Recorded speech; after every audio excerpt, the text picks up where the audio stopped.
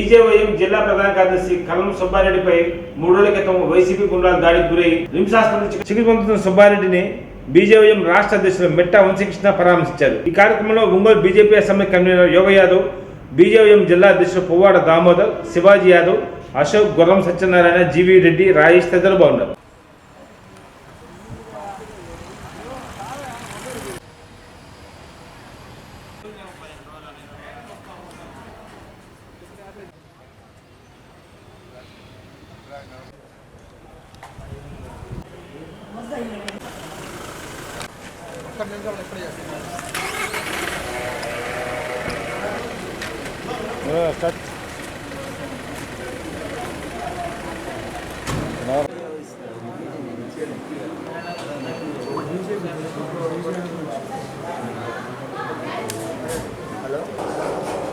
ఏదైతే కొనకలమిట్ల మండలంలో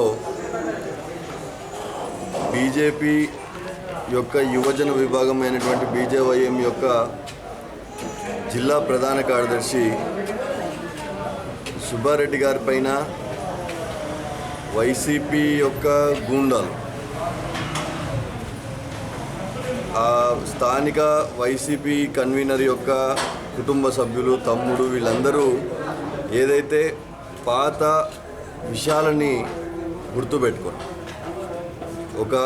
అక్కడ ఊర్లో జరిగినటువంటి ఒక మరణం, ఒక హత్య కానీ దానికి సంబంధించిన నష్టపరిహారం ఏదైతే ఆ వైసీపీ వాళ్ళకి సంబంధం ఉన్నటువంటి ఆ మరణం మరియు ఆ మరణించిన వ్యక్తి, ఆ గ్రామస్తుడు కుటుంబం మధ్య జరిగిన మధ్యస్థం ఏదైతే వాళ్ళు ఇవ్వాల్సిన నష్టపరిహారం వాళ్ళు ఏదైతే వైసీపీ వాళ్ళు చెప్పి ఈరోజు కూడా ఇవ్వకపోతే దానిపైన సున్నితంగా ప్రశ్నించినందుకు ఆ మరణించిన గ్రామస్తుడి కుటుంబానికి న్యాయం చేయాలని చెప్పి కోరినందుకు బీజేపీ నాయకుడు సుబ్బారెడ్డి గారి పైన జరిగిన దాడిని భారతీయ జనతా యువ మోర్చా, భారతీయ జనతా పార్టీ తీవ్రంగా ఖండిస్తా ఉన్నాం.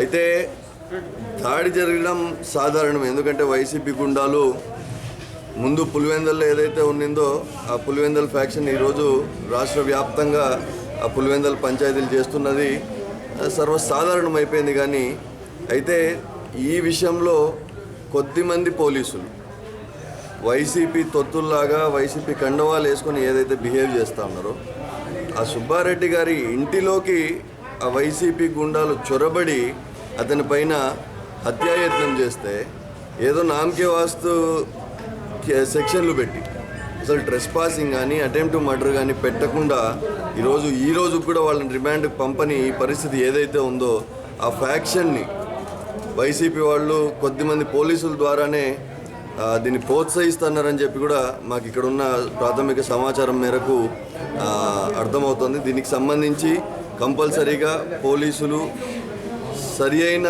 సెక్షన్లు వాళ్ళని పెట్టి వాళ్ళని రిమాండ్ పెట్టే వరకు భారతీయ జనతా పార్టీ తప్పకుండా దీనిపైన పోరాటం చేస్తుంది. మిగతా పార్టీలాగా కార్యకర్తల్ని అవసరానికి పార్టీలకు వాడుకొని వాళ్ళకి ఏదో మద్యమో బిర్యానీనో లేకుంటే కొద్ది డబ్బులు ఎర్రచూపి వదిలేసుకునే పార్టీ కాదు భారతీయ జనతా పార్టీ. మా పార్టీ యొక్క బూత్ స్థాయి కార్యకర్తకి సమస్య వచ్చినా కూడా రాష్ట్ర వ్యాప్తంగా ఉన్నటువంటి నాయకులే కాకుండా అవసరమైతే జాతీయ స్థాయికుల నాయకులు కూడా అదే గ్రామాన్ని తీసుకొచ్చగలిగిన భారతీయ జనతా పార్టీ కార్యకర్తలకి తప్పకుండా అండగా ఉంటుంది. కాబట్టి రానున్న రోజుల్లోనే ఇక్కడ స్థానిక భారతీయ జనతా పార్టీ మా జిల్లా అధ్యక్షుడు శివారెడ్డి గారు మరియు ఇతరత్ర నాయకులందరితో కూడా చర్చించి కంపల్సరీగా సుబ్బారెడ్డి గారికి న్యాయం జరిగే విధంగా మరియు ఆ వైసీపీ గూండాలు ఎవరైతే ఉన్నారో వాళ్ళకి తగిన శిక్ష పడేలాగా భారతీయ జనతా పార్టీ, భారతీయ జనతా యువ మోర్చా తప్పకుండా పోరాటం చేస్తారు. కొద్దిమంది ఏదైనా కమ్యూనికేషన్ గ్యాప్ వల్ల కానీ అక్కడ ఉన్నటువంటి వెంటనే వెళ్ళలేకపోయినా వెంటనే మాకు కూడా స్థానిక జిల్లా అధ్యక్షుడు మాకు సమాచారం చేరవేయడం, మేము కూడా వెంటనే అందరం కూడా బయలుదేరడం జరిగినప్పటి నుంచి పోలీసులతో ఇమ్మీడియట్గా టచ్లోకి వెళ్ళడం, స్థానిక ఎస్పీ గారి దృష్టిలో కూడా తీసుకెళ్లడం. తప్పకుండా ఇక్కడ ఉన్నటువంటి బీజేపీ నాయకులందరూ కూడా ఇక్కడనే కాదు, మా రాష్ట్రంలోనే కాదు, దేశంలోనే బీజేపీ అంటే కార్యకర్తల పార్టీ, అది అందరికీ కూడా తెలిసిన విషయమే. కాబట్టి కార్యకర్తలకి ఏదైనా సమస్య వస్తే తప్పకుండా బీజేపీ ఉంటుంది. అదే రకంగానే ఇక్కడ ఉన్నటువంటి శివారెడ్డి గారు కానీ, స్థానిక బీజేపీ నాయకులు కానీ, బీజేవైఎం నాయకులు కానీ, అశోక్ గారు, జీవీ రెడ్డి గారు, దామోదర్ గారు, మా జిల్లా అధ్యక్షులు అందరూ కూడా టచ్లోనే ఉన్నారు. తప్పకుండా మా కార్యకర్త కుటుంబానికి అండగా ఉంటాం. వారి ప్రాణానికి మా కార్యకర్తలు మిగతా అందరి ప్రాణాలను అడ్డంగా వేసి వాళ్ళకి న్యాయం చేసేలాగా మేమందరం కూడా పోరాటం చేస్తాం. పనకలమెట్టులో గత 6 నెలల నుండి కూడా మా పార్టీ కార్యకర్తను ఒక అతను కోల్పోతే దానికి సుబ్బారెడ్డి దానికి మద్దతుగా ఉన్నాడని, మరి ఆ రోజు వాళ్ళు మాట్లాడుకునే విధంగా అధికార పార్టీ వాళ్ళు దాన్ని చేయకపోవటం వల్ల కేవలం వైసీపీ గోండాలు ఈ అరాచక ప్రభుత్వం సుబ్బారెడ్డిని అంతమొందించాలనే లక్ష్యంతో మరి ఆ రోజున కనుమ పండుగ రోజు అన్నం తినేటువంటి వ్యక్తి మీద వాళ్ళ భార్య ఇతర కుటుంబ సభ్యులు చూస్తుండగానే దాడి చేశారంటే ఇంత అరాచక పరిపాలన గతంలో ఎప్పుడు లేదు. కాబట్టి ఎలక్షన్స్ దగ్గరకు వస్తున్నాయి కాబట్టి ఇంకా ఇలాంటి అరాచకాలు ఇంకా చాలా జరుగుతాయి. ఒక్కటి మాత్రం గుర్తుపెట్టుకోవాలా, ఒక భారతీయ జనతా పార్టీ ఒక్క కార్యకర్త 100 మంది ఇతర కార్యకర్తలతో సమానమని చెప్పి ఇతర పార్టీలను గుర్తుపెట్టుకుంటే మంచిదని చెప్పి ఈ సందర్భంగా తెలియజేస్తున్నాం.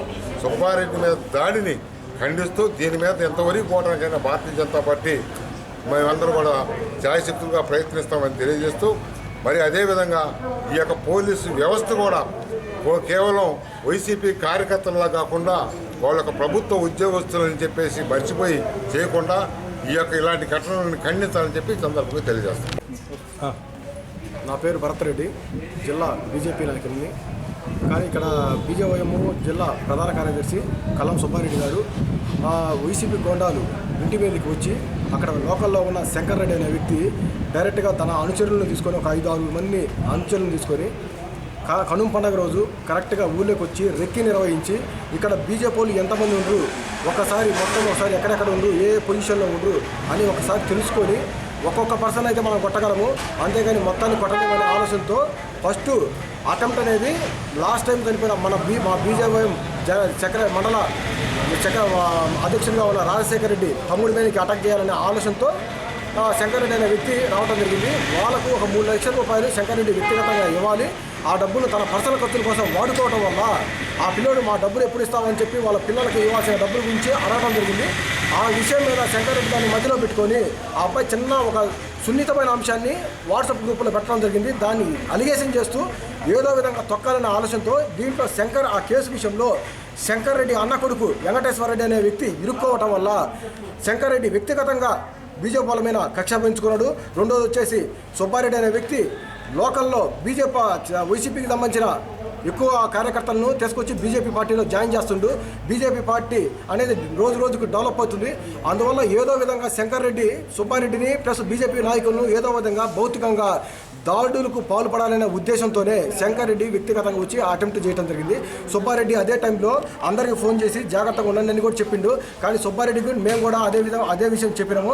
కానీ సుబ్బారెడ్డి ఒకటే అన్నాడు, నేను ఏ ఒక్క తప్పు చేయలేదు, నేను పెట్టిన మెసేజ్ అనేది దాంట్లో ఎక్కడా కూడా నేను కించపరుస్తూ ఏ వ్యక్తిని మాట్లాడలేదు, అది వాళ్ళ వ్యక్తిగతము, వాళ్ళ డబ్బులు ఇవ్వాలి కాబట్టి వాళ్ళు మెసేజ్ అనేది పెట్టుకోవడం జరిగింది.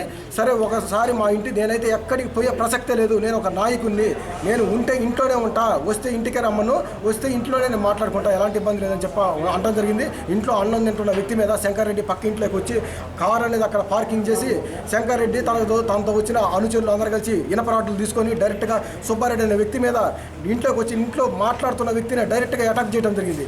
ఈ విషయం మీద సుబ్బారెడ్డి ఒక్కడవటం వల్ల తన భార్య తను మాత్రం ఇంట్లో అదే టైంలో ఉన్నాడు. తను కూడా భౌతికంగా తిరగబడ్డాడు. కానీ 5 వ్యక్తులను ఒక వ్యక్తి ఎవరు ఏం చేయలేరు కనుక వాడు ఈ విధంగా అతను శంకర్ రెడ్డి అనే వ్యక్తి ఈ విధంగా పైచాచిక ఆనందం పొందిండు. లాస్ట్ టైం కేసు విషయంలో కూడా తనకున్న పలుకుబడిని మొత్తాన్ని ఉపయోగించుకొని మాజీ ఎమ్మెల్యే ఉడుమల శ్రీనివాసరెడ్డి పలుకుబడిని అంతా ఉపయోగించుకొని ఆ కేసును నిర్వీర్యం చేసి ఆ పిల్లల నోట్లో చిన్న 2-3 సంవత్సరాల పిల్లల నోట్లో మట్టి కొట్టడం జరిగింది. ఈ కేసు అదేవిధంగా సుబ్బారెడ్డిని కూడా చంపితే ఏం జరుగుతుంది తనకు, ఎందుకంటే కేసులు అంటే తనకు అలవాటు అయిపోయినాయి. లోకల్లో ఉన్న పోలీసులు మేనేజ్ చేయడము కేసులు అనేది అలవాటు అయిపోయింది. అందుకంటే చంపినా కూడా ఒక మనిషి సావు అంటే తనకు ఈక ముక్కతో సమానం. అందువల్ల అసలు ఆ సావు అనే పదాన్ని ఆ శంకర్ రెడ్డికి చాలా చిన్న అంశం. అందువల్ల సుబ్బారెడ్డి మీద కూడా అటాక్ జరగడం జరిగింది. అదే సిచ్యువేషన్లో భరత్ రెడ్డి అనేవాడు ఆ పర్సన్ కూడా ఉంటే నేను కనీసం శంకర్ రెడ్డి అనేవాడు డైరెక్ట్గా నా మీద కూడా వచ్చి ఉండేవాడు. కానీ ఒక్కటి మాత్రం చెబుతున్నా, శంకర్ రెడ్డికి తన ఎమ్మెల్యేలకు వాళ్ళ అనుచరులకు కూడా భారతీయ జనతా పార్టీ తరఫున ఒకే విషయం చెప్పాలనుకుంటున్నా. భారతీయ జనతా పార్టీ అనేది ఒక చిన్న కార్యకర్తను కూడా అన్యాయం జరిగితే వదిలిపెట్టే ప్రసక్తే లేదు. ఎమ్మెల్యే కూడా ఇది నీ ద్వారా నేను తెలియజేసుకున్న అంశం ఏమనగా, ఎమ్మెల్యే కొంచెం నువ్వు కూడా వెనక ముందు మేము వ్యక్తిగతంగా మీ జోలికి రావడం లేదు, అలా అని చెప్పి మా జోలికి కానీ వస్తే మాత్రము మిమ్మల్ని ఎట్టి పరిస్థితుల్లో వదిలిపెట్టే సమస్య అయితే ఉండదు. అందరూ ఇండివిజువల్గా ఒక్కొక్కరు ఉండటం వల్ల వచ్చి మీరు దాడి చేసిరు. అదే కానీ 10 మంది కానీ ఉంటే మీరు ఈ ఊరి పొలి మీద కూడా దాటే పరిస్థితి ఉండదు. అది కూడా ఎమ్మెల్యేకి తెలియజేసుకుంటున్నా.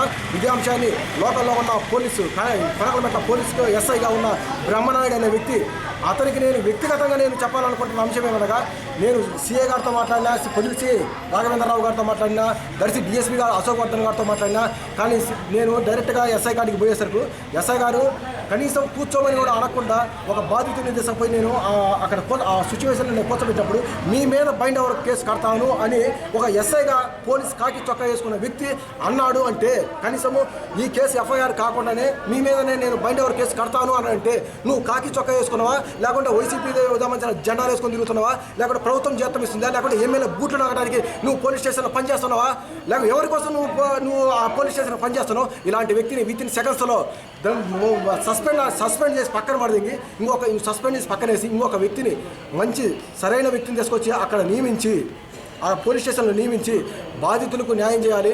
సమస్యలతో వచ్చిన పేదవాళ్ళకు సమస్యను పరిష్కరించే విధంగా పోలీస్ డిపార్ట్మెంట్ అనేది ఉండాలి. కానీ ఫ్రెండ్లీ పోలీసింగ్ అని చెప్పి ఈ విధంగా ఎమ్మెల్యేలకు తొత్తులుగా పనిచేయడానికి పోలీసు వ్యవస్థ లేదు.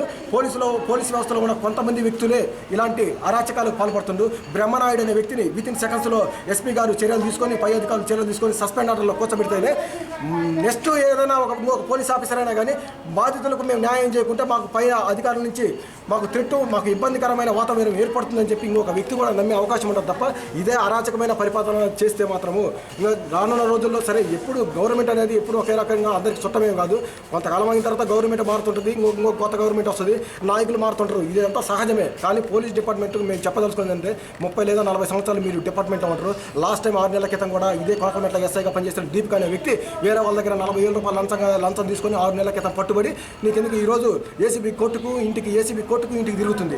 ఇలాంటి యథవ పనులు చేయకుండా శుద్ధంగా బుద్ధితో మీ బాధ్యతలు మీరు నిర్వర్తించుకొని ప్రతి ఒక్క సామాన్య కార్యకర్తకు కూడా న్యాయం చేయాల్సిందిగా. ప్లస్ సుబ్బారెడ్డి అంశం మళ్ళీ క్లియర్గా చెబుతున్నా, సుబ్బారెడ్డి కానీ న్యాయంగా చేయకుంటే అవసరమైతే పోలీస్ స్టేషన్ ముందు పడుకొని అవసరమైతే నేను ఎంతో దూరమైన ఢీ కొడతా, కానీ ఎట్టి పరిస్థితుల్లో ఎనికి దగ్గర ప్రసక్తే లేదు. శంకర్ రెడ్డి అనే వ్యక్తి మళ్ళీ చెబుతున్నా, ఇంకొకసారి నా మనుషుల మీద కనీసం నువ్వు కానీ కన్ను వేస్తే మాత్రము గుర్తుపెట్టుకో, నేను బీజేపీ భారతీయ జనతా పార్టీలో ఉన్నా కాబట్టి సిద్ధాంతం కోసం నేను పనిచేయాలి కాబట్టి ఇప్పటికీ నేను ఉండగా, లేకుంటే నాకున్న పలుకుబడితో నేను కూడా నీ ఇంటికి వస్తే నువ్వు ఇంట్లో కనీసం పెళ్ళాం చేతులతో కనీసం కూర్చునే పరిస్థితి కూడా ఉండదు. కొద్దిగా ఒళ్ళు దగ్గర పెట్టుకొని జాగ్రత్తగా నువ్వు ఉండాలని నేను మనవి చేస్తున్నా. సుబ్బారెడ్డికి మాత్రం ఎట్టి పరిస్థితుల్లో భారతీయ జనతా పార్టీ రక్షించుకుంటుంది. ఇంటి మీదకి వచ్చి ఇంట్లో అన్నం ఎలాంటి తప్పు లేకుండా వచ్చి చేస్తే మేము కోరుకుంటారా?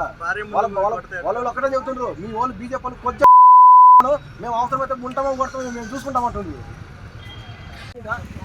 ఏ తప్పు చేసిండు? ఎందుకు అడగడంలో ఇది పార్టీ విషయం కాకుండా ఎందుకైతే ఇది పార్టీ విషయమే. వాడేమైనా తప్పు చేసి వాడు సొంత పర్ఫార్మెన్స్ అంతం కాకుండా బీజేపీ నాయకత్వం అనేది సరే అందరికి ఇన్ఫర్మేషన్ కమ్యూనికేట్ కావడానికి కొంచెం టైం పట్టింది. అందువల్ల ప్రజెంట్ ఇప్పుడు స్పందించినందుకు మాకు చాలా ఆనందకరంగానే ఉంది. ఖచ్చితంగా శంకర్ రెడ్డి అనే వ్యక్తి మీద అటెంప్ట్ మర్డర్ కేసు ప్లస్ 307 అనేది ఓపెన్ చేయించేదాకా మేమైతే వదిలిపెట్టే ప్రసక్తి లేదు. బీజేపీ నాయకత్వం మాత్రం ములాఖత్తు లేకుండా అందరూ కూడా స్పందించారు. అందరూ కూడా హాస్పిటల్కి రావడం జరిగింది. సుబ్బారెడ్డి గారిని పరామర్శించడం జరిగింది.